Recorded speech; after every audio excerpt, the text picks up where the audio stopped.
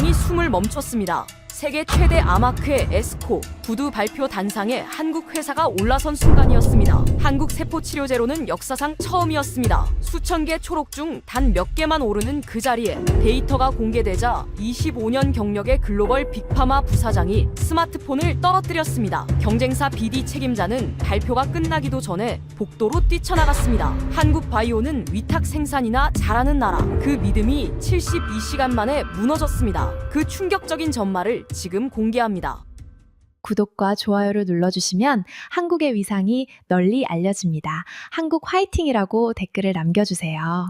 에릭 말론입니다. 25년간 글로벌 빅파마에서 항암 신약 라이선싱만 해온 사람입니다. 로슈에서 시작해서 브리스톨 마이어스 스퀴브를 거쳤고 지금은 세계 3위 제약사 항암 사업 개발 부사장 자리에 있습니다. 신약 하나를 라이선싱 하는데 억 단위 계약금이 오갑니다. 어느 데이터를 사고 어느 데이터를 넘길 것인가. 25년간 제 눈이 그 판단을 내렸습니다. 그 눈이 한 번도 틀린 적이 없다고 생각했습니다. 에스코 2026 시카고에 오기 전까지는요. 한국 바이오를 어떻게 봤느냐? 솔직하게 말하겠습니다. 삼성 바이오로직스는 훌륭한 CMO입니다. 셀트리온은 바이오 시밀러를 잘 만듭니다. 한국은 세계 최고의 임상 인프라를 가지고 있습니다. 환자 등록 속도가 빠르고 병원이 잘 조직돼 있고 연구자들이 성실합니다. 그래서 우리 같은 빅파마들이 한국에서 임상을 많이 합니다. 하지만 신약을 만드는 것은 다른 이야기입니다. 글로벌 블록버스터를 낸 한국 신약이 몇 개인지 아십니까? 그게 제가 한국 바이오를 바라보는 방식이었습니다. 2026년 5월 시카고행 비행기를 타기 직전에 제 분석관 레이첼 박이 태블릿을 들이밀었습니다. 레이첼은 한국계 미국인으로 에스코 사전 초록을 가장 빠르게 읽는 사람이었습니다. 에릭, 이거 봤어요? 화면에 바이젠셀이라는 회사 이름이 떠 있었습니다. 처음 보는 이름이었습니다. 구두 발표 세션 선정됐어요. 한국 세포 치료제로는 역사상 처음이에요. 저는 태블릿을 받아들고 초록을 훑었습니다. NKT 세포 림프종, 세포 치유 치료제, 페이즈 2, 구두. 저는 레이첼을 봤습니다. 몇 명이나 뽑혔어요. 올해 에스코 구두 발표 전체에서 한국 기업은 바이젠셀이 유일합니다. 비행기 안에서 초록을 3번 읽었습니다. NK T세포 림프종, 혈액암 중에서도 드문 병입니다. 5년 생존율이 30% 미만입니다. 재발하면 쓸 약이 없습니다. 글로벌 빅파마들이 오랫동안 외면해온 영역이었습니다. 시장이 작다는 이유였습니다. 그런데 이 회사가 10년을 그 병에 매달렸습니다. 그리고 에스코 구두 발표에 올라왔습니다. 저는 창밖을 봤습니다. 시카고까지는 아직 2시간이 남아 있었습니다. 에스코는 매년 3만에서 4만 명이 시카고 맥코믹 플레이스에 모이는 세계 최대 아마케입니다. 수천 개의 연구가 제출되고 포스터로 발표되고 강의실에서 토론됩니다. 그 중에서 구두 발표는 다른 레벨입니다. 전문 심사위원들이 수천 개의 초록 중에서 엄선합니다. 거기 올라간다는 건 데이터가 업계의 기준을 넘었다는 공인입니다. 저는 25년 동안 구두 발표 세션을 빠짐없이 챙겼습니다. 거기서 딜이 나왔으니까요. 그런데 한국 세포 치료제가 구두에 올라간 건 이번이 처음이었습니다. 시카고 오헤어 공항에 내렸을 때 레이첼이 다시 메시지를 보내왔습니다. 에링, 한 가지 더요. 올해 에스코에 한국 기업이 몇 개나 데이터 발표하는지 알아요. 포스터까지 합치면 8개 사이입니다. 저는 잠시 멈췄습니다. 8개, 예년에 비해 배로 늘어난 숫자였습니다. 공항 밖으로 나왔습니다. 5월 말 시카고의 바람이 차가웠습니다. 미시간 호수에서 불어오는 바람이었습니다. 저는 택시를 잡으면서 생각했습니다. 72시간 안에 결론을 내려야 합니다. 그런데 출발선부터 뭔가 달랐습니다. 맥코믹 플레이스, 시카고 미시간 호수 바로 옆에 자리한 북미 최대 컨벤션 센터입니다. 에스코가 열리는 닷새 동안 이 건물 안에 전 세계 종양학자 4만 명이 모입니다. 세계 곳곳에서 새벽 비행기를 타고 온 사람들이 에스컬레이터에 빼곡히 서 있었습니다. 가슴에 붙은 명찰 색깔이 나라마다 달랐습니다. 커피 향과 정장 냄새와 긴장이 뒤섞인 공기였습니다. 저는 등록 데스크에서 배지를 받아들고 레이첼을 찾았습니다. 레이첼이 태블릿을 들고 먼저 와 있었습니다. 오늘 스케줄입니다. 오전에 포스터 세션 2곳, 오후에 구두 발표, 그리고 저녁에 파트너링 미팅이 3건 잡혀 있습니다. 저는 스케줄을 훑으면서 바이젠셀 발표 시간을 확인했습니다. 5월 31일 오후 2시, 이틀 뒤였습니다. 레이첼, 그 전에 이 회사에 대해 더 찾아봐. 이상 프로토콜, 환자 선정 기준, 연구 책임자 이력 전부. 그녀가 고개를 끄덕이며 이미 시작했다고 했습니다. 그때 뒤에서 목소리가 들렸습니다. 에릭, 왔군. 브라이언 콜드웰이었습니다. 우리 회사 BD 전략 총괄 VP였습니다. 저보다 3살 많고 이 바닥 경력은 저보다 5년이 깁니다. 시카고 토박이었고 제약업계에서 그의 인맥은 저보다 훨씬 넓었습니다. 감색 재킷에 명찰조차 달지 않고 다니는 스타일이었습니다. 이 업계에서 모르는 사람이 없으니까 명찰이 필요 없다는 게 그의 말이었습니다. 그게 허풍이 아닌 게 문제였습니다. 브라이언, 바이젠셀 자료 봤어. 브라이언이 커피를 한 모금 마시며 고개를 저었습니다. 한국 회사 말하는 거야. 아까 레이첼이 보내준 거 봤어. 구두 발표 선정됐다는 거 맞지? 그가 웃었습니다. 에릭, 우리가 거기 시간을 쓸 필요가 있을까? 무슨 뜻이야? 그가 커피잔을 들고 천천히 말했습니다. 에스코 구두에 처음 올라왔다는 게 뭘 의미하는지 생각해봐. 지금까지 왜 못 올라왔겠어? 데이터가 없어서야. 이번에 처음 올라왔다는 건 아직 검증이 덜 됐다는 뜻이기도 하다고. 저는 그의 말을 들으면서 고개를 끄덕이려다 멈췄습니다. 브라이언의 논리는 틀리지 않았습니다. 처음이라는 것은 2가지로 읽힙니다. 이제 시작이거나 왜 이제야 시작이냐거나. 브라이언은 후자로 읽고 있었습니다. 그런데 어젯밤 초록을 3번 읽으면서 저는 뭔가 다른 것을 봤습니다. 그 뭔가를 아직 말로 정리하지 못했을 뿐이었습니다. 브라이언이 계속했습니다. 올해 우리가 집중해야 할 건 MSD 키트루다 바이오시밀러 대응이야. 특허 만료가 2028년잖아. 그쪽 방어 라인 짜는 게 먼저고 이번 에스코에서도 그쪽 데이터가 쏟아지는 세션이 2개야. 거기 집중하는 게 맞지 않아? 그가 태블링을 꺼내 일정을 보여줬습니다. 빡빡한 스케줄이었습니다. 저는 고개를 끄덕였습니다. 맞아. 그것도 중요해. 그런데 브라이언, 바이젠셀 초록에서 한 가지 봤어. NK T세포 림프종, 재발 환자 치료 데이터야. 브라이언이 잠깐 멈췄습니다. 그리고 다시 커피를 마셨습니다. 희귀 혈액암이잖아. 에릭, 우리는 블록버스터를 찾아야 해. 환자가 몇 명인지 알아? 저는 그 말이 틀렸다고 생각하지 않았습니다. 그래서 더 불편했습니다. 등록줄이 길었습니다. 저는 줄을 서면서 태블릿을 다시 열었습니다. 바이젠셀, 2003년 설립, 서울 소재, 임직원 150명, 누적 투자금이 크지 않았습니다. 한국 벤처 캐피탈 중심으로 자금을 조달해 왔습니다. 미국이나 유럽 빅파마와의 파트너십 이력은 없었습니다. 제가 25년간 봐온 라이선싱 딜 후보와는 거리가 있는 프로파일이었습니다. 브라이언의 말이 맞는 것 같았습니다. 그런데 초록 마지막 줄이 머릿속에서 사라지지 않았습니다. 재발 또는 불응성 NK T세포 림프종 환자에서 관찰된 반응률은 기존 치료법과 비교할 수 없는 수준이었습니다. 저는 줄을 서면서 그 문장을 다시 읽었습니다. 비교할 수 없는 수준. 그게 뭔지 이틀 뒤에 알게 될 터였습니다. 다음 날 아침이었습니다. 포스터 세션이 열리는 홀은 이미 사람들로 가득 찼습니다. 수백 개의 포스터가 줄지어 걸려 있었고 각 포스터 앞에서 연구자들이 방문객과 이야기를 나누고 있었습니다. 에스프레소 향이 진하게 깔려 있었습니다. 저는 레이첼과 함께 K바이오 코너로 걸어갔습니다. 한국 기업 포스터가 한쪽 구역에 모여 있었습니다. 작년보다 확실히 많아졌습니다. 브라이언이 뒤에서 따라오면서 중얼거렸습니다. 포스터 많이 붙어있네. 올해 한국이 많이 왔군. 그의 목소리에 특별한 감정은 없었습니다. 풍경을 묘사하는 톤이었습니다. 저는 지하 이이노베이션 포스터 앞에 멈췄습니다. MSMS 대장암, 면역 항암제가 듣지 않는 환자군을 타겟으로 한 이중 항체였습니다. 레이첼이 설명을 시작했습니다. MSS 대장암은 전체 대장암의 85%입니다. 그런데 키트루다 같은 PD-1 억제제가 안 듣는 영역이에요. 빅파마들이 10년을 노려왔지만 아직 뚫지 못한 곳입니다. 브라이언이 포스터를 훑으며 말했습니다. 안 뚫린 데는 이유가 있어. 종양 미세 환경이 너무 복잡해서야. 이중항체로 해결된다는 보장이 없어. 저는 고개를 끄덕였습니다. 맞아. 그런데 레이첼, 이 회사 임상 설계 봤어? 레이첼이 태블릿을 켰습니다. 종양 미세 환경 재조정 메커니즘입니다. 기존 접근과 달라요. 브라이언이 팔짱을 꼈습니다. 에릭, 메커니즘 이야기는 됐어. 페이지 1에서 메커니즘 좋은데 줄을 서면 절반이 페이지 2에서 뒤집혀. 우리가 사야 하는 건 환자 데이터야. 그게 있어? 저는 고개를 끄덕였습니다. 맞아. 환자 데이터가 전부야. 브라이언이 만족스러운 표정을 지었습니다. 그런데 브라이언, 그 환자 데이터를 들고 내일 모레 구두 발표에 올라가는 회사가 있잖아. 그가 잠깐 멈췄습니다.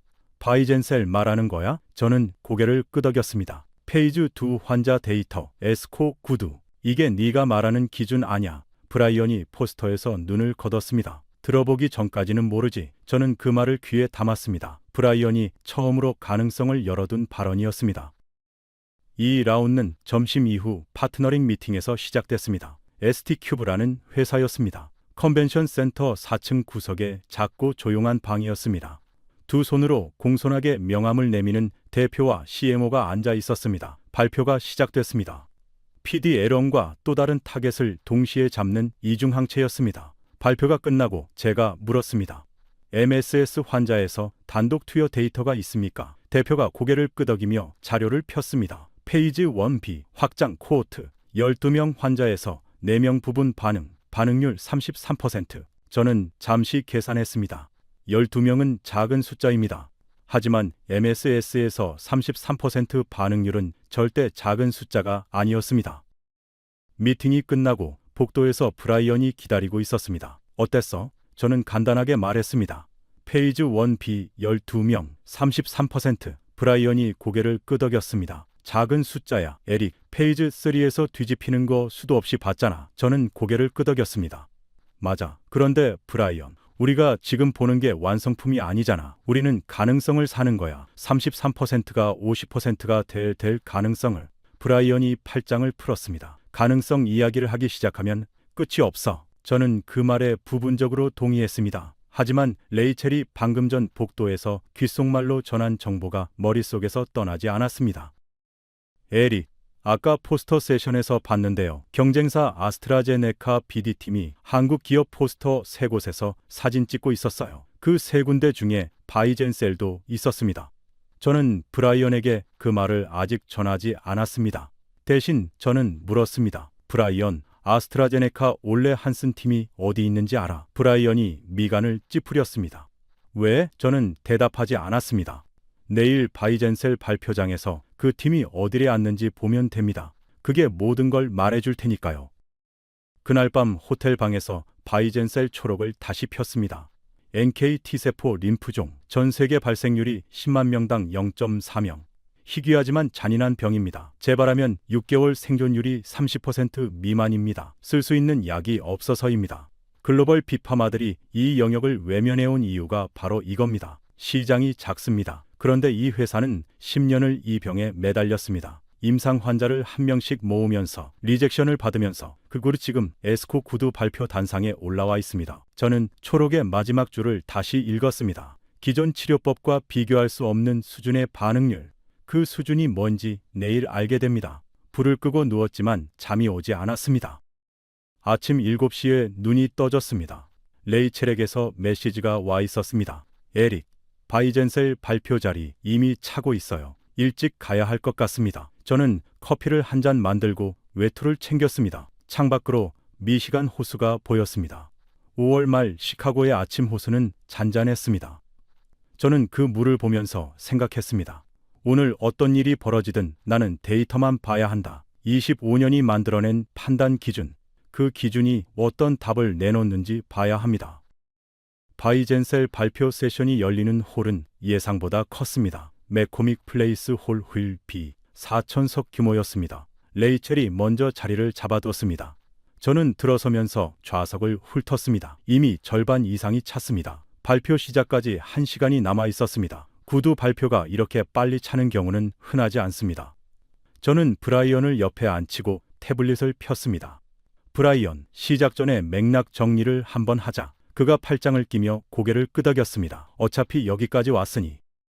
저는 화면에 숫자 하나를 띄웠습니다. 2028. 브라이언이 봤습니다. 키트루다 특허 만료 연도야. 그가 고개를 끄덕였습니다. 알아. 저도 그것 때문에 밤잠을 못 자. 저는 계속했습니다.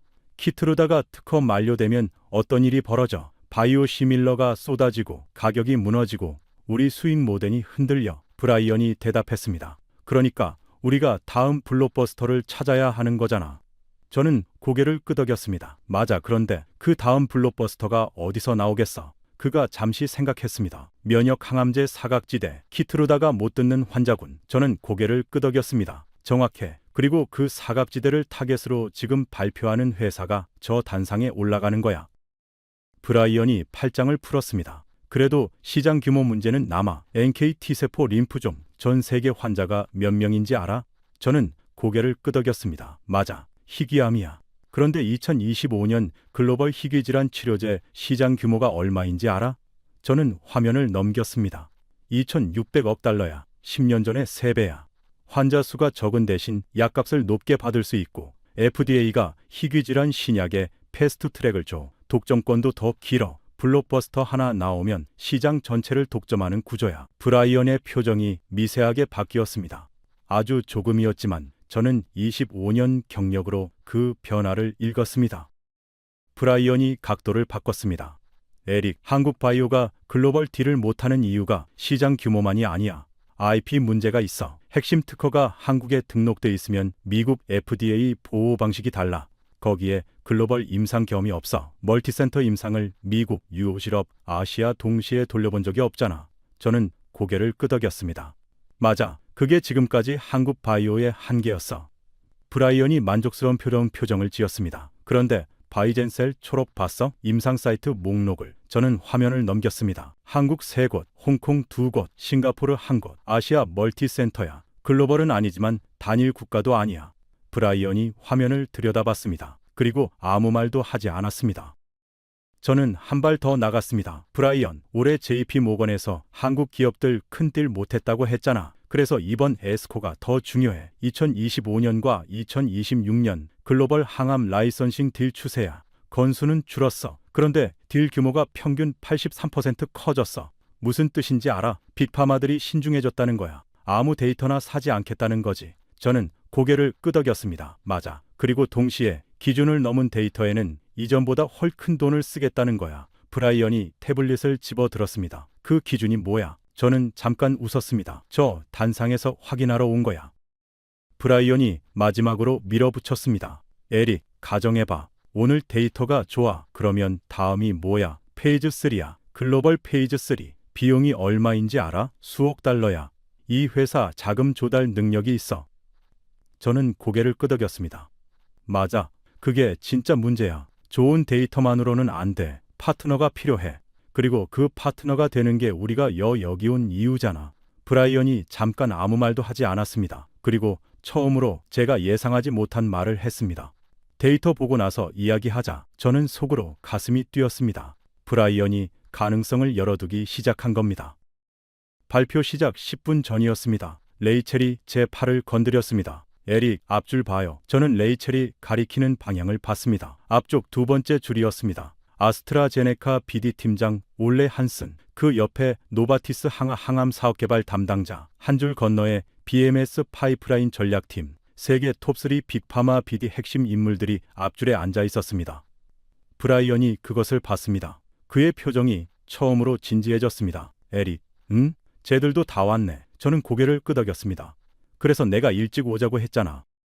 불이 꺼졌습니다. 사회자가 마이크를 잡았습니다. 다음 발표는 한국 바이젠셀의 VT-EBVN입니다. NK T세포 림프종 환자 대상 페이즈 2 임상 최종 결과입니다. 한국 세포 치료제 최초의 에스코 구두 발표입니다. 4,000석이 한 번에 조용해졌습니다. 한국 세포 치료제 최초라는 수식어가 이 공간에 울렸습니다. 저는 심장이 조금 빠르게 뛰는 것을 느꼈습니다. 25년 경력에서 처음 느끼는 종류의 긴장이었습니다. 브라이언이 태블릿에 손을 올려놓은 채 단상을 바라보고 있었습니다. 단상 위로 발표자가 올라왔습니다. 하얀 가운 차림의 한국인 의사였습니다. 마이크 앞에 서더니 잠깐 청중을 바라봤습니다. 4,000명이 그 시선을 받았습니다. 아직 꺼내지 않은 카드가 있었습니다. 그리고 그게 진짜 무서운 이야기였습니다. 발표자가 첫 슬라이드를 띄웠습니다. 연구 배경이었습니다. NK T세포 림프종, 희귀 혈액암, 기존 치료법 실패 후 중앙 생존 기간 6개월 미만. 화면에 숫자들이 올라오는 동안 호라는 조용했습니다. 조용한 게 아니라 조여드는 느낌이었습니다. 저는 브라이언을 곁눈으로 봤습니다. 태블릿에 손을 올려놓은 채 단상을 보고 있었습니다. 아직 노트를 적지 않았습니다. 데이터가 나오기 전이었습니다. 발표자가 임상 설계를 설명했습니다. VT-EBVN, EBV 바이러스 특이적 세포 치료제, 재발 또는 불응성 환자, 기존 항암제가 듣지 않는 환자들을 대상으로 했습니다. 전처치 없이 투여하는 기성품형 세포 치료제라는 설명이 나왔을 때 회의장 안에서 낮은 술렁임이 있었습니다. 기성품형 세포 치료제는 제조 기간이 따로 필요 없어 환자에게 즉시 투여할 수 있는 방식입니다. 개인 맞춤형 카티의 가장 큰 단점인 수주 간의 제조 대기를 없앤 거였습니다. 저는 그 대목에서 손가락을 멈추고 적었습니다. 그리고 숫자가 나왔습니다. 전체 반응률 73.7%, 4,000석이 정지했습니다. 완전 관해율 52.6%. 저는 그 숫자를 2번 읽었습니다. 기존 치료법에서 이 환자군의 반응률이 20%대였습니다. 3배가 넘는 숫자였습니다. 옆에서 브라이언이 태블릿에 뭔가를 빠르게 적기 시작했습니다. 앞줄에 올레 한슨이 몸을 앞으로 숙였습니다. 12개월 무진행 생존율 63%, 안전성 프로파일. 숫자들이 쌓였습니다. 질의응답에서 슬론 캐터링과 MD 앤더슨이 손을 들었습니다. 세계 최고의 암 연구기관들이 한국 세포치료제에 질문을 던지고 있었습니다. 발표가 끝나고 불이 켜졌습니다. 그 순간 앞줄에서 움직임이 있었습니다. 올레 한슨이 자리에서 일어났습니다. 발표가 끝나자마자였습니다. 옆에 노바티스 담당자도 일어났습니다. 두 사람이 나란히 복도 쪽으로 빠르게 걸어갔습니다. 브라이언이 그것을 봤습니다. 에림, 지금 가야 해. 이미 일어서고 있었습니다. 복도에서 브라이언이 먼저 입을 열었습니다. 에릭, 솔직히 말할게. 저 데이터, 우리 기준을 넘었어. 저는 고개를 끄덕였습니다. 나도 그렇게 봐. 73.7%, 완전 관해 52.6%. 이 환자군에서 이런 숫자는 없었어. 브라이언이 말했습니다. 근데 에릭, 페이지 2의 환자 수 38명이야. 저는 고개를 끄덕였습니다. 맞아. 그런데 이 병이 얼마나 희귀한지 알잖아. 38명을 모으는데 4년이 걸렸어. 단순히 적은 숫자가 아니라 이 병에서 가능한 최대치에 가까운 숫자야. 브라이언이 잠시 아무 말도 하지 않았습니다. 저는 계속했습니다. 도미노를 생각해봐. 이 기술의 메커니즘이 EBV 특이적이잖아. EBV 양성 종양은 NK T세포 림프종만이 아니야. 비인두암, EBV 양성 위암, EBV 양성 림프종, 같은 플랫폼으로 확장할 수 있는 적응증이 줄줄이야. 이 기술을 가져가는 회사는 희귀암 하나가 아니라 EBV 양성 종양 전체를 가져가는 거야. 브라이언이 계산기를 꺼냈습니다. EBV 양성 종양 전체 환자 수가 얼마야? 레이첸에게 메시지를 보냈습니다. 15초 뒤 답이 왔습니다. 전 세계 연간 신규 EBV 양성 악성 종양 환자 수 약 200만 명. 브라이언의 입술이 얇게 다물어졌습니다. 더 이상 희귀암 이야기가 아니었습니다. 저는 한 박자 쉬었다가 말했습니다. 브라이언, 기성품형이라는 거 들었어? 브라이언이 고개를 끄덕였습니다. 제조 대기 없이 바로 쓸 수 있는 거 말하는 거야? 저는 고개를 끄덕였습니다. 개인 맞춤형 카티의 가장 큰 문제가 뭔지 알잖아. 환자가 3주에서 4주를 기다리는 동안 병이 진행돼. 그 사이에 죽는 환자들이 있어. 기성품형이면 그 문제가 사라져. 상업화 가능성이 완전히 달라지는 거야. 브라이언이 계산기를 내려놓았습니다. 그리고 처음으로 방어 자세가 아닌 눈으로 저를 봤습니다. 저는 마지막 카드를 꺼냈습니다. 브라이언, 우리가 이 기술을 가져가지 않으면 아스트라가 가져가. 아스트라가 안 가져가면 노바티스가 가져가. 그 다음은 BMS야. 방금 뛰쳐나간 사람들이 지금 바이젠셀 대표에게 전화하고 있을 거야.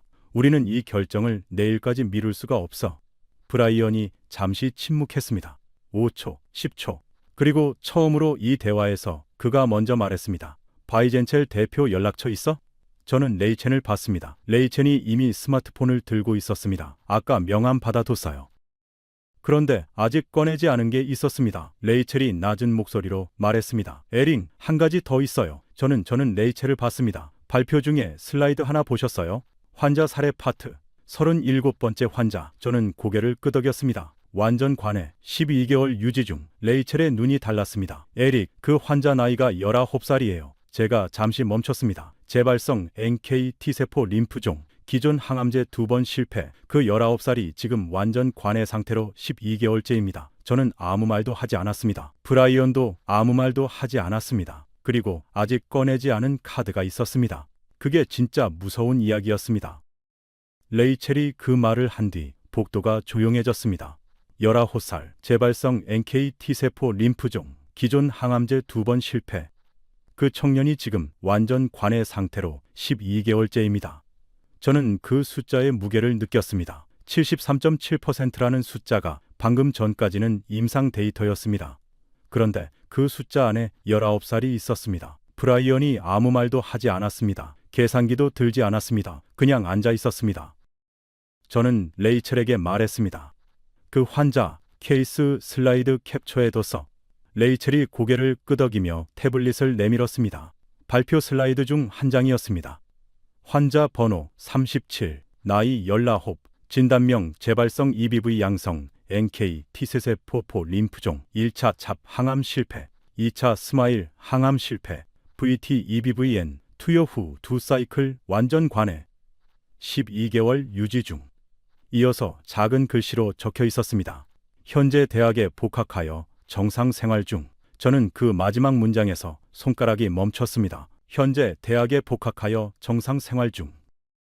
브라이언이 그 화면을 들여다봤습니다. 아무 말도 하지 않았습니다. 저는 잠시 기다렸다가 말했습니다. 브라이언, 이 병에 걸린 19살에게 항암제가 2번 실패하면 의사가 뭐라고 해? 브라이언이 대답하지 않았습니다. 저도 알고 있었습니다. 더 이상 할 수 있는 게 없다고 합니다. 저는 계속했습니다. 그런데 이 아이가 지금 대학에 다니고 있어. 브라이언이 태블릿에서 눈을 떼지 않았습니다. 저는 레이첼에게 물었습니다. 바이젠셀 연구팀이 이 병 연구를 언제 시작했어? 레이첼이 태블릿을 넘겼습니다. 창업이 2003년이고 NK T세포 림프종 프로젝트 시작이 2011년입니다. 15년이었습니다. 저는 그 숫자를 되씹었습니다. 15년. 전 세계 발생률이 10만 명당 0.4명인 병에 15년을 매달렸습니다. 글로벌 빅파마가 외면한 영역이었습니다. 시장이 작다는 이유였습니다. 그런데 이 회사는 15년을 거기 있었습니다. 저는 브라이언을 봤습니다. 브라이언, 한 가지 더 말해도 돼? 그가 고개를 끄덕였습니다. 저는 레이첼에게 받아둔 자료를 열었습니다. 바이젠셀이 2022년에 미국 벤처 캐피탈로부터 투자를 유치하려다 실패한 내용이었습니다. 미국 VC들이 전부 거절했습니다. 이유가 뭔지 알아? 브라이언이 고개를 저었습니다. 저는 자료를 읽었습니다. 주요 거절 사유 중 하나, 글로벌 제약사와의 파트너십 없음, 즉 빅파마가 외면했기 때문에 투자자도 외면했습니다. 빅파마가 외면했기 때문에 돈이 안 들어왔고, 돈이 안 들어왔기 때문에 더 느리게 갈 수밖에 없었습니다. 그런데도 이 회사는 멈추지 않았습니다. 브라이언의 어깨가 미세하게 처졌습니다. 저는 말을 이었습니다. 브라이언, 나는 25년간 라이선싱을 했어. 수백 개의 임상을 받고 수십 개의 딜을 했어. 어떤 회사가 버티고 어떤 회사가 포기하는지 봐왔어. 우리가 투자하지 않아서 없어진 파이프라인들도 봤어. 그 중에는 우리가 외면했다가 나중에 경쟁사가 가져가서 블록버스터가 된 것들도 있어. 브라이언이 저를 봤습니다. 언제 이야기야? 저는 고개를 저었습니다. 중요하지 않아. 중요한 건 지금이야. 브라이언이 잠시 생각하더니 말했습니다. 그 이야기가 뭔지 알 것 같아. 그때 레이첼이 조용히 말했습니다. 에릭, 한 가지 더 있어요. 저는 레이첼을 봤습니다. 발표 전에 제가 바이젠셀 자료를 찾다가 발견한 건데요. 이 회사 창업자 인터뷰가 있어요. 2019년 거예요. 그때 투자도 안 되고 임상도 느리게 가고 있을 때였는데요. 기자가 물었어요. 포기하고 싶은 적 없었냐고. 레이첼이 태블릿을 내밀었습니다. 한국어 기사였지만 레이첼이 밑에 번역을 달아뒀습니다. 창업자 답변이 적혀 있었습니다. 저는 소리내어 읽었습니다. 포기요. 포기하면 이 환자들한테 다른 선택지가 없습니다. 우리가 안 하면 아무도 안 합니다. 시장이 작다는 이유로 아무도 안 하는 그 자리에서 우리가 있는 겁니다. 저는 읽다가 멈췄습니다. 목이 멎습니다. 25년간 신약 라이선싱을 하면서 수백 개의 초록을 읽고 수백 개의 프레젠테이션을 들었습니다. 그런데 이런 말을 한 창업자를 만난 적이 없었습니다. 아니, 이런 말을 들은 적이 없었습니다. 브라이언이 그 번역문을 읽었습니다. 그리고 아무 말도 하지 않았습니다. 저는 물 한 잔을 마셨습니다. 그리고 브라이언을 봤습니다. 브라이언, 우리가 25년간 한국 바이오에 딜을 안 한 게 우리 잘못이 아닐 수 있어. 데이터가 없었으니까. 하지만 이제 데이터가 있어. 그리고 그 데이터 뒤에 15년이 있어. 시장이 작다고 외면받은 15년이. 우리가 외면한 15년이. 브라이언의 턱 근육이 미세하게 움직였습니다. 그가 계산기를 다시 집어들었습니다. 하지만 이번에는 숫자를 치지 않았습니다. 그냥 손안에 들고 있었습니다. 저는 기다렸습니다. 이 침묵이 필요했습니다. 브라이언이 입을 열었습니다. 에릭, 바이젠셀 대표 미팅 오늘 저녁 가능해? 저는 레이첼을 봤습니다. 레이첼이 이미 스마트폰을 들고 타이핑하고 있었습니다. 연락해 볼게요. 저는 일어섰습니다. 복도로 사람들이 다시 흘러들기 시작했습니다. 다음 세션이 시작되고 있었습니다. 저는 그 흐름과 반대 방향으로 걸었습니다. 조용한 곳을 찾아야 했습니다. 아직 하나가 더 남아 있었습니다. 이 모든 것을 가능하게 한 진짜 이야기를. 조용한 자리를 찾았습니다. 컨벤션 센터 3층. 미팅룸들이 줄지어 있는 복도 끝에 창가 쪽으로 의자 2개가 놓인 공간이 있었습니다. 미시간 호수가 보이는 창이었습니다. 5월 말의 호수는 잔잔했습니다. 저는 그 앞에 앉았습니다. 레이첼이 옆에 섰습니다. 브라이언은 잠시 화장실을 다녀오겠다고 했습니다. 저는 창밖을 보면서 잠깐 술 골랐습니다. 방금 본 것들을 정리해야 했습니다. 73.7%, 완전 관해 52.6%, 19살 환자, 대학 복학 15년. 포기하면 이 환자들한테 다른 선택지가 없습니다. 저는 그 말을 다시 떠올렸습니다. 창업자가 2019년 인터뷰에서 한 말이었습니다. 빅파마도 외면하고 투자자도 외면하던 그 시절에 저는 25년간 얼마나 많은 신약 후보 물질을 외면했는지 생각했습니다. 시장이 작다는 이유로, 파트너십 이력이 없다는 이유로, 데이터가 아직 초기라는 이유로 그 판단들이 항상 맞은 게 아니었습니다. 브라이언이 돌아왔습니다. 자리에 앉으며 말했습니다. 에릭, 한 가지만 물어볼게. 저는 그를 봤습니다. 우리가 지금 딜을 추진하면 페이즈 3를 어떻게 설계할 것 같아? 저는 잠시 생각했습니다. 브라이언이 처음으로 딜 이후를 묻고 있었습니다. 반대가 아니라 실행을 묻고 있었습니다. 저는 대답했습니다. 아시아에서 시작하는 게 맞아. 환자 풀이 있는 곳, 홍콩, 싱가포르, 한국, 그리고 EBV 양성 비율이 높은 동남아를 더해서 거기서 페이즈 3 데이터를 만들고 글로벌 등록을 추진하는 구조야. 브라이언이 고개를 끄덕였습니다. 타임라인은 저는 레이첼을 봤습니다. 레이첼이 태블릿을 폈습니다. 임상 준비 6개월, 환자 등록 2년, 분석 1년, 빠르면 3년 반 안에 NDA 신청이 가능합니다. 브라이언이 그 숫자를 들으며 계산기를 한 번 더 눌렀습니다. 레이첼이 말했습니다. 에릭, 바이젠셀 대표 미팅 오늘 저녁 7시로 잡혔어요. 같은 호텔 바입니다. 저는 브라이언을 봤습니다. 같이 가야지. 브라이언이 잠시 침묵했습니다. 그리고 말했습니다. 갈게. 저는 그 두 글자를 들으면서 속으로 25년이 지나가는 것을 느꼈습니다. 데이터가 없어서 못 간 나라, 이제 데이터가 있었습니다. 저녁 7시였습니다. 호텔바는 조용했습니다. 에스코 참가자들이 많았지만 그래도 낮보다는 목소리가 낮아져 있었습니다. 와인잔이 오가는 소리, 낮은 음악, 구석구석에서 이루어지는 협상들. 바이젠셀 대표 박준영이 먼저 와 있었습니다. 40대 후반의 남자였습니다. 넥타이를 맸지만 재킷은 벗어 의자 뒤에 걸어뒀습니다. 악수를 하는데 손바닥에 굳은 살이 있었습니다. 오래 일한 사람의 손이었습니다. 박 대표가 먼저 말했습니다. 에릭 씨, 오늘 발표 보셨죠? 저는 고개를 끄덕였습니다. 봤습니다. 발표가 인상적이었습니다. 그가 잠깐 웃었습니다. 발표 끝나고 여러분들한테 연락이 왔어요. 저는 그 말을 들으며 아스트라제네카 올레 한슨이 뛰쳐나갔던 장면을 떠올렸습니다. 네, 좋은 반응이 있었을 거라고 생각합니다. 그가 물을 한 모금 마셨습니다. 그런데 에릭 씨 회사에서 연락이 올 줄은 몰랐어요. 솔직히. 저는 잠시 생각했습니다. 그리고 솔직하게 말했습니다. 박 대표님, 솔직히 말씀드리겠습니다. 우리 회사가 한국 바이오와 딜을 한 번도 한 적이 없습니다. 이유는 아마 아시겠지만 데이터 기준을 충족한 적이 없어서였습니다. 오늘 처음으로 그 기준이 충족됐습니다. 박 대표가 저를 봤습니다. 그의 눈빛이 달랐습니다. 감사합니다가 아니었습니다. 알고 있습니다. 가까운 눈빛이었습니다. 브라이언이 입을 열었습니다. 박 대표님, 한 가지 여쭤봐도 됩니까? 박 대표가 고개를 끄덕였습니다. 오늘 발표 데이터, 이게 나오기까지 15년이 걸렸다는 거, 그 15년 동안 어려운 순간이 있었을 텐데요. 가장 힘들었던 때가 언제였습니까? 저는 브라이언이 그 질문을 할 줄 몰랐습니다. 브라이언은 숫자를 묻는 사람이었습니다. 처음으로 다른 것을 묻고 있었습니다. 박 대표가 잠시 생각했습니다. 그리고 말했습니다. 2018년이었어요. 그때 페이지 1 데이터가 나왔는데 반응은 있었지만 우리가 기대한 것보다 약했습니다. 빅파마들한테 미팅을 신청했는데 다들 거절했어요. 투자자들도 멀어졌고요. 팀원 중 몇 명이 나갔습니다. 그가 잔을 들었습니다. 그때 제가 남은 팀원들한테 한 말이 있어요. 우리가 이 환자들한테 마지막 선택지입니다. 우리가 포기하면 이 사람들한테 아무것도 없습니다. 그 말이 팀을 붙잡았습니다. 저는 그 말을 들으면서 낮에 레이첼이 보여준 2019년 인터뷰를 떠올렸습니다. 같은 말이었습니다. 브라이언의 손이 테이블 위에서 멈춰 있었습니다.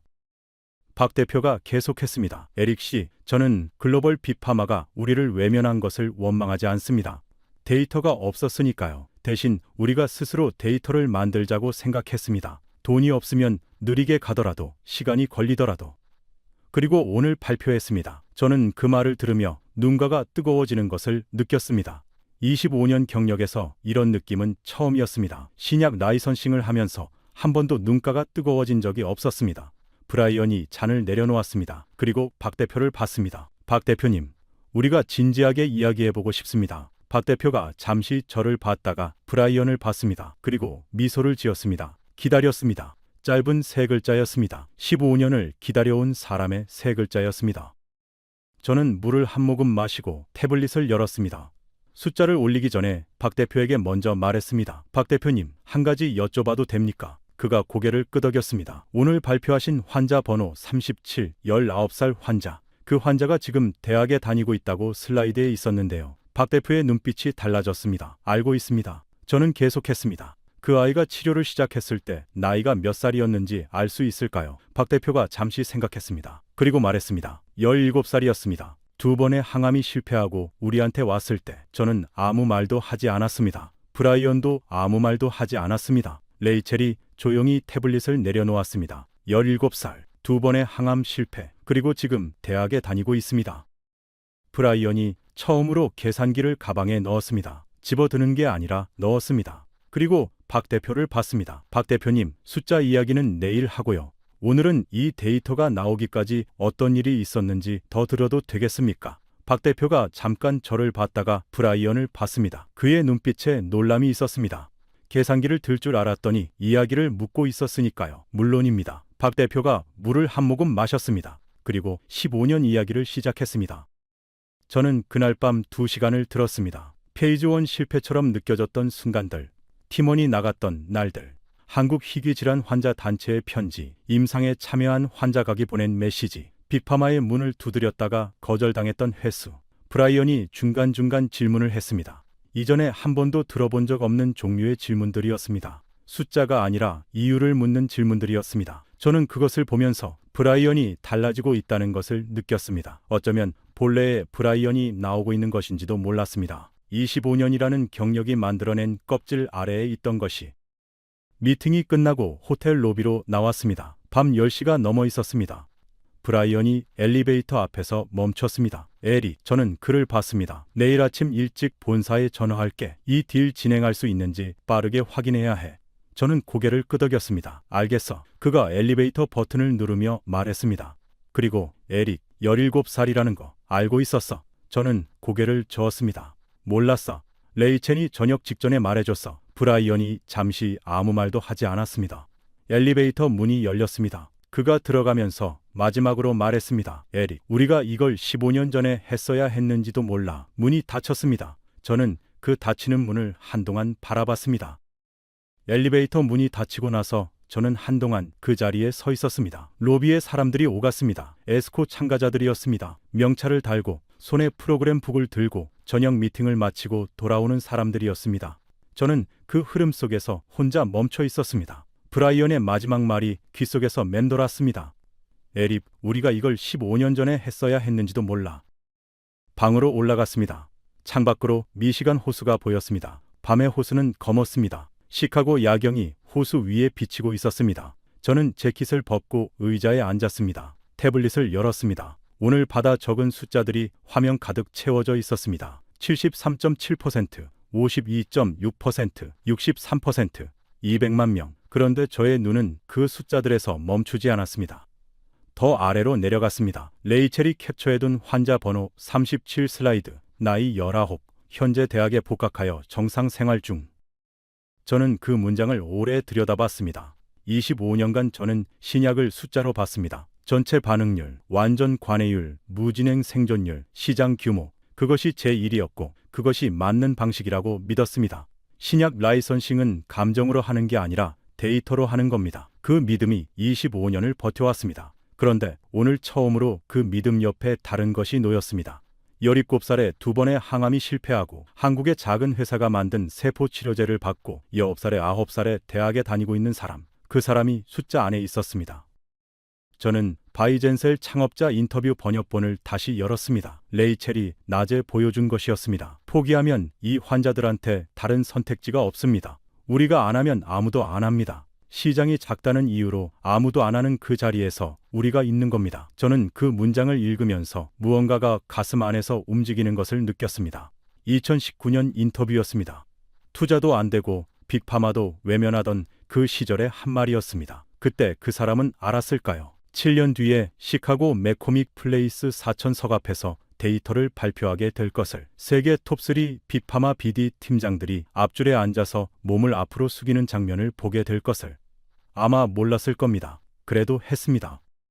다음 날 아침 브라이언에게서 메시지가 왔습니다. 본사 통화 끝났어. 내일 바이젠셀과 NDA 논의 시작하자. 저는 그 메시지를 읽으면서 잠깐 눈을 감았습니다. NDA, 비밀 유지 협약, 딜 협상의 시작을 알리는 서류였습니다. 25년간 수백 번 2단계를 밟았습니다. 그런데 이번은 달랐습니다. 이번 NDA 뒤에는 15년이 있었습니다. 시장이 작다는 이유로 외면받은 15년이.